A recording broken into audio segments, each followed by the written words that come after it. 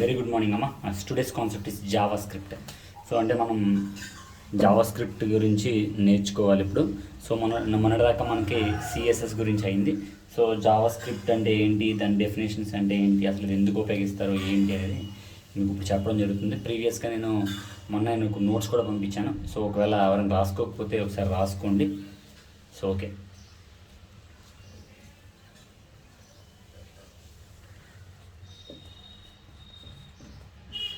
So JavaScript అంటే ఏంటి? మనం జావా స్క్రిప్ట్ అంటే it is a scripting knowledge, it is a scripting language అండి. It is a scripting language. So okay okay. So మనం అసలు ఈ జావా స్క్రిప్ట్ నేర్చుకోకముందు మనం HTML గురించి నేర్చుకున్నాం. HTML అంటే hyper text markup language. So what is the use of HTML అండి? to design web pages.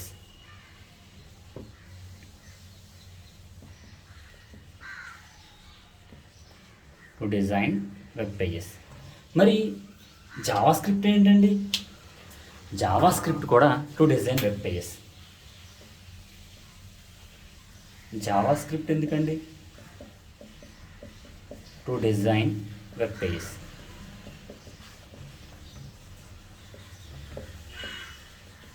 మరి సిఎస్ఎస్ ఎందుకండి?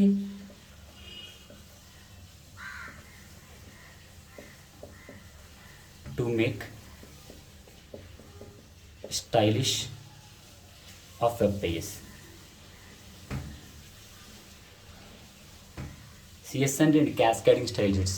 సో ఇప్పుడు HTML ఉపయోగించైనా వెబ్ పేజ్ డిజైన్ చేయొచ్చు అంటున్నారు. జావా స్క్రిప్ట్ అయినా వెబ్ పేజెస్ని డిజైన్ చేయడానికి వాడతామన్నారు. బట్ సిఎస్ఎస్ ఎందుకంటే ఆ HTML పేజెస్ ఏమైతే ఉన్నాయో, ఆ వెబ్సైట్స్ ఏమైతే ఉన్నాయో వాటిని కొంచెం స్టైల్గా రిప్రజెంట్ చేయడానికి, స్టైల్గా మనకి కనపడడానికి, యూజర్కి కనపడడానికి వాడతామని చెప్తున్నాం. సో ఇది ఆల్రెడీ మీకు చెప్పేశాను. సో ఇప్పుడు ఈ రెండింటికి డిఫరెన్స్ ఏంటి, HTMLకి జావాకి? ఏదైతే HTML కోడ్ ఉపయోగించి వెబ్సైట్స్ మనం తయారు చేసామో, వెబ్సైట్స్ ఏదైతే మనం HTML కోడ్ ద్వారా తయారు చేయబడిన వెబ్సైట్స్ ఏముంటాయంటే అవి స్టాటిక్గానే ఉంటాయండి. స్టాటిక్ అంటే ఏంటి అంటే, ఏదైతే ఇలా ఒక వెబ్ బ్రౌజర్ ఉంది అనుకోండి, ఈ వెబ్ బ్రౌజర్లో కంటెంట్ ఉంటుంది కదండి. ఈ కంటెంట్ మనం 1 గంట చూసినా, 2 గంటలు చూసినా, 3 గంటలు చూసినా ఈ కంటెంట్లో ఏ విధమైన మార్పు ఉండదు, అలానే స్టేబుల్గా ఉంటుంది. అలానే ఉంటుంది.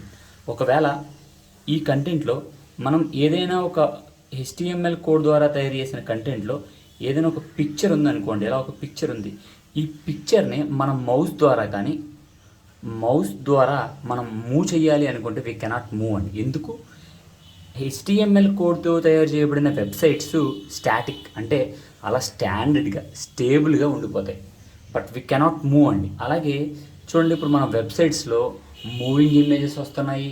లేకపోతే 10 నిమిషాలు మనం అలా చూస్తున్నాం అనుకోండి, ఒక గంట అని చెప్పాను, కానీ 10 నిమిషాలు మనం చూసిన తర్వాత, లేకపోతే 10 సెకండ్లు మనం చూసిన తర్వాత ఆ వెబ్సైట్ దానికి జరిగే మారిపోతూ ఉంటుంది. అంటే రకరకాల కలర్స్ రావచ్చు, లేకపోతే బ్లింకింగ్స్ రావచ్చు, లేకపోతే బ్యాక్గ్రౌండ్ కలర్లు మారిపోవచ్చు, ఇలా మారిపోతున్నాయి.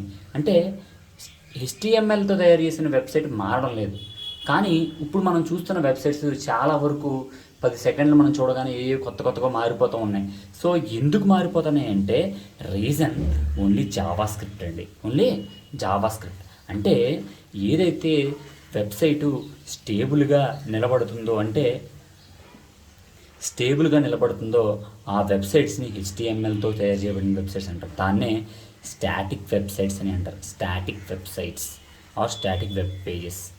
సో ఓకే, 10 నిమిషాలు లేకపోతే 20 నిమిషాల తర్వాత లేదా మారిపోతుంది, లేకపోతే ఏదైనా స్విచ్ నొక్కుతుంటే, లేదా ఏదైనా బటన్ నొక్కుతుంటే, ఏదైనా బటన్ మీద మనం మౌస్తో క్లిక్ చేస్తుంటే వెనకాల బ్యాక్గ్రౌండ్ మారిపోతుంది. ఇలా రకరకాల చేంజింగ్స్ వచ్చేస్తున్నాయి. సో ఆ వెబ్ పేజెస్ దేని ద్వారా చేస్తారు అంటే యూజింగ్ జావా స్క్రిప్ట్. అంటే ఇప్పుడు HTML ఏమో స్టాటిక్ వెబ్ పేజెస్ అన్నారు. ఏదైతే వెబ్సైట్స్ కదులుతున్నాయి, బ్యాక్గ్రౌండ్లో మార్పులు వస్తున్నాయి, ఇలా కొత్త చేంజెస్ కనపడుతున్నాయి అంటే దాన్ని డైనమిక్ వెబ్ పేజెస్ అంటారు. Dynamic web pages. ఇప్పుడు యూజర్ ఫర్ ఎగ్జాంపుల్ మోహన అనే అమ్మాయి యూజర్ అండి. ఒక సిస్టమ్కి ఒక సిస్టమ్ మీద కూర్చుని 10 నిమిషాల నుంచి గంట వరకు వర్క్ చేస్తుంది. సో ఈ సిస్టమ్ మీద ఉండే వెబ్సైట్ రకరకాల విధంగా మారుతుంది అంటే కారణం ఎవరు అంటే జావా స్క్రిప్ట్తో తయారు చేయబడిన వెబ్సైట్. అసలు మారడం లేదు, స్టేబుల్గా అలా ఉంటుంది. అలాంటి టైంలో ఏమంటారు అంటే those websites are designed by HTML. So దాన్ని స్టాటిక్ వెబ్ పేజెస్ అని అంటారు, స్టాటిక్ వెబ్ పేజెస్ అని అంటూ ఉంటారు. సో ఓకే, ఇప్పుడు ఈ జావా స్క్రిప్ట్ అనేది ఎవరు కనిపెట్టారు అంటే జావా స్క్రిప్ట్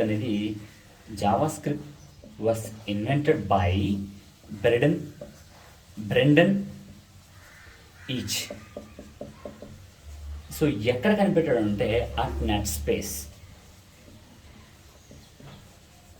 సో ఇప్పుడు మనం జావా స్క్రిప్ట్ అని అంటున్న Java script, so it's scripting language. ఇది ఒక స్క్రిప్టింగ్ లాంగ్వేజ్ అమ్మ, స్క్రిప్టింగ్ లాంగ్వేజ్. సో ఈరోజు మనం అందరం కూడా ఏ వెబ్సైట్ ఉపయోగించినా ఖచ్చితంగా జావా స్క్రిప్ట్ ఉపయోగించే రాస్తున్నాము.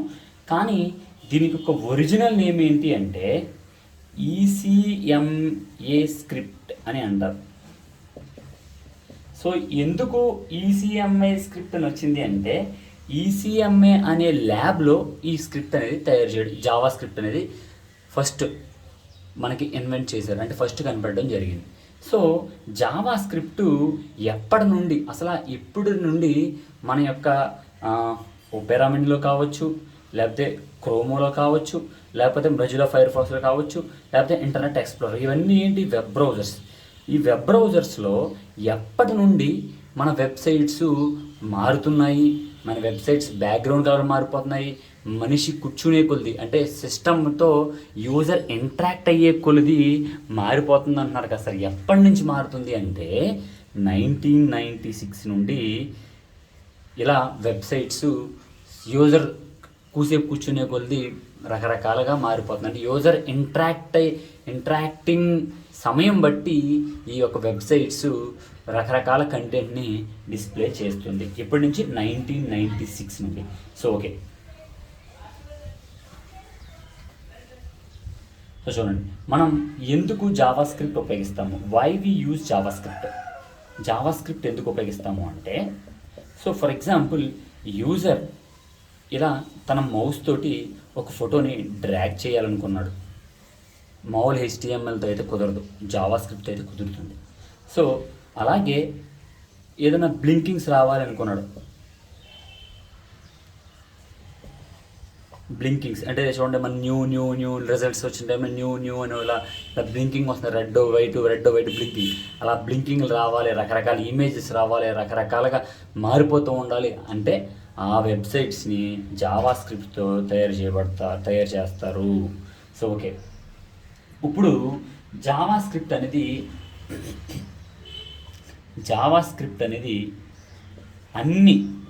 అన్ని వెబ్ బ్రౌజర్స్, ఒపెరా మినీ మీద, మొజిల్లా ఫైర్ ఫాక్స్ మీద, ఇంటర్నెట్ ఎక్స్ప్లోరర్ మీద, ఏ విధమైన వెబ్ బ్రౌజర్స్ మీదైనా జావా స్క్రిప్ట్ పనిచేస్తుంది.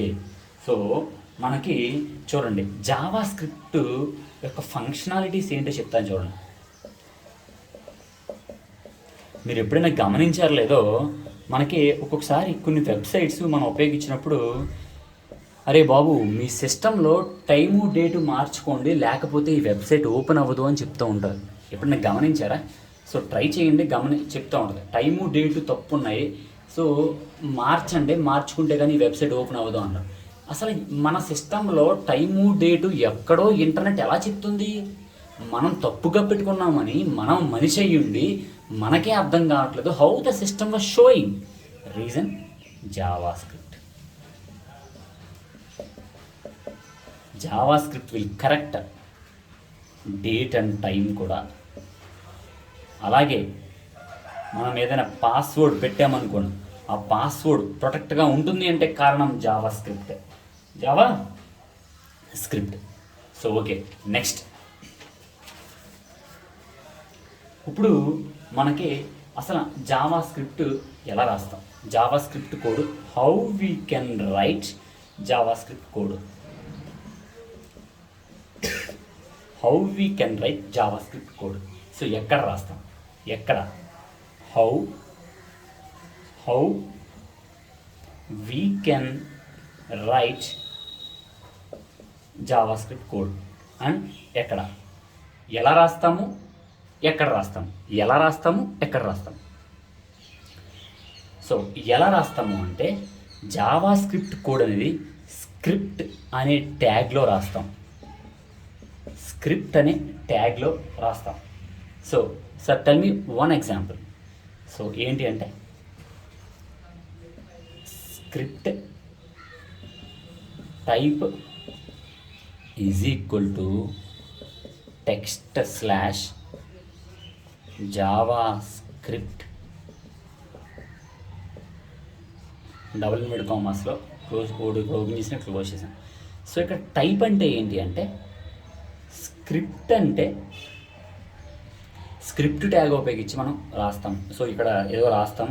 సో ఇక్కడ స్క్రిప్ట్ ట్యాగ్ని ఇక్కడ ఓపెన్ చేసాం కాబట్టి ఇక్కడ we need to close it. So ఇది మనకు తెలుసు, ఈ మధ్యలోనే ఏదో మనం ఏం రాయాలని కూడా రాస్తాం. బట్ ఇక్కడ టైప్ అంటే ఏంటి అంటే టైప్ అంటే నువ్వు ఏ లాంగ్వేజ్ ఉపయోగించావు, టైప్ అంటే ఏంటంటే నువ్వు ఏ లాంగ్వేజ్ ఉపయోగించావు. సో ఇక్కడ నేను ఉపయోగించిన లాంగ్వేజ్ ఏంటంటే జావా స్క్రిప్ట్ అనే స్క్రిప్టింగ్ లాంగ్వేజ్ ఉపయోగించాను. సో అప్పుడు సిస్టమ్కి ఏమర్థం అవుతుందంటే ఆటోమేటిక్గా ఈ ట్యాగ్లోకి వచ్చిన తర్వాత ఓహో ఇక్కడ ఉపయోగించే స్క్రిప్టింగ్ లాంగ్వేజ్ ఏంటి అంటే జావా స్క్రిప్ట్ అని. సో రకరకాల స్క్రిప్టింగ్ లాంగ్వేజెస్ ఉన్నాయి, అవి ఉపయోగించవచ్చు. బట్ ఇక్కడ మనం ఉపయోగించింది ఏంటి అంటే జావా స్క్రిప్ట్ లాంగ్వేజ్. సో అది సిస్టమ్కి అర్థం కావాలి, ఎందుకంటే మనం రాసిన ప్రతిదీ కూడా సిస్టమ్కి అర్థమైతేనే దెన్ అవుట్పుట్ ఇస్తుంది. సో సిస్టమ్కి అర్థం కావాలి కాబట్టి మన స్క్రిప్ట్ అనే ట్యాగ్ ఉపయోగించి ఇక్కడ టైప్ లాంగ్వేజ్లో ఏ లాంగ్వేజ్ ఉపయోగించాం, జావా స్క్రిప్ట్ లాంగ్వేజ్ ఉపయోగించి ఈ మధ్య భాగంలో కోడ్ రాస్తున్నామని అర్థం. సో ఓకే, స్క్రిప్ట్ ఉపయోగించి జావా స్క్రిప్ట్ ఉపయోగించి కోడ్ రాసావు, ఇది ఎక్కడ నువ్వు ప్లేస్ చేయాలి, ఎక్కడ ప్లేస్ చేయాలంటే హెచ్టిఎంఎల్ కోడ్లోనే, ఇన్ హెచ్టిఎంఎల్ కోడ్లోనే. కానీ ఎక్కడ వేర్, హెచ్టిఎంఎల్ కోడ్లో ఎక్కడ, హెడ్లోనా బాడీలోనా అనే డౌట్ రావాలి. సో ఎందుకంటే సిఎస్ఎస్ అంటే ఏంటి, cascading style sheets.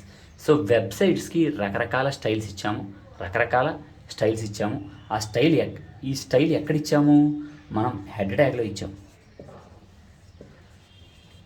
CSS code అంతా కూడా ఎక్కడ రాసాము, హెడ్ ట్యాగ్లో రాసాము. బట్ ఇక్కడ జావా స్క్రిప్ట్ కోడు ఎక్కడ రాయాలి, హెడ్లో రాయాలా, బాడీలో రాయాలా? Yes, we can write in either head or in the body. బాడీలో అయినా రాయొచ్చు, హెడ్లో అయినా రాయొచ్చు, మన ఇష్టం. అది ఎవరిష్టం అండి, మన ఇష్టం. దేర్ ఇస్ నథింగ్ అంటే సిఎస్ఎస్లో అయితే ఖచ్చితంగా హెడ్ ట్యాగ్లో రాయాలి. అలాగే జావా స్క్రిప్ట్ కోడు హెచ్టిఎంఎల్ కోడ్లోనే రాస్తావు, సిఎస్ఎస్ కోడ్ కూడా హెచ్టిఎంఎల్లోనే రాస్తావు, జావా స్క్రిప్ట్ కూడా హెచ్టిఎంఎల్లోనే రాస్తావు. కానీ ఇక్కడ సిఎస్ఎస్లోనేమో హెడ్ ట్యాగ్లోను, హెచ్టిఎంఎల్లోనేమో అయితే హెడ్ ట్యాగ్లో రాయొచ్చు, లేకపోతే బాడీ ట్యాగ్లో రాయకపోతే ఈ రెండింటిలో ఎక్కడో చోట మనం రాయడం. ఎందుకంటే బాడీ రెండే, అయితే హెడ్లో రాయొచ్చు లేకపోతే బాడీలో రాయొచ్చు, అంతకు మించి హెచ్టిఎంఎల్ కోడ్ రాయడానికి ఇంకెక్కడా కూడా మనకి ఉండదు. సో ఓకేనమ్మా. సో ఇప్పుడు ఏంటి అంటే మీరు 1-2 సార్లు ఈ క్లాస్ వినండి, అర్థం కాకపోతే అడగండి. ఎందుకంటే సో మనం బేసికల్గా ఇప్పుడు దాకా మనం బేసికల్ వెబ్ పేజ్ డిజైన్ మాత్రమే నేర్చుకున్నాము. సో కొంచెం లోపలికి వెళ్తున్నాము. సో లోపలికి వెళ్తున్నప్పుడు you need to think about what I was saying. So you need to think about how to design the web pages because you guys are called future upcoming software engineers. So we had a lot of placements regarding web pages because every small scale industry or every big scale industry or any of the starting companies, they need their websites, they need their own websites. So because of the doing business is very easy in the form of e-commerce. So in today's life, designing web pages became very comfortable and very easy. So if you learn the JavaScript and HTML and CSS, you people can also design a websites for small scale industries or startup companies by sitting at your home, and you can earn a lot of money. Okay, thank you.